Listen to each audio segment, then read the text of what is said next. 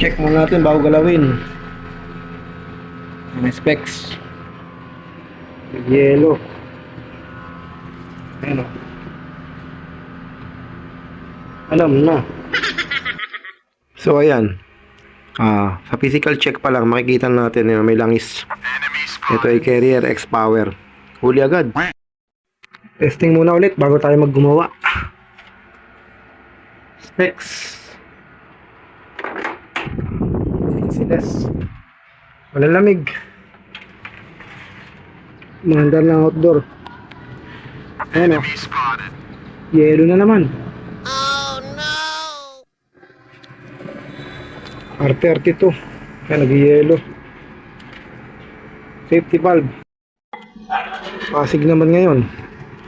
Nalalabasan ng sakit mga master. Alaga pa sa cleaning to. Hindi totoo yan. Ganun talaga. Hitachi naman testing. Hindi lumalamig. One lang. Anong kailangan kong gawin? Vacuum na.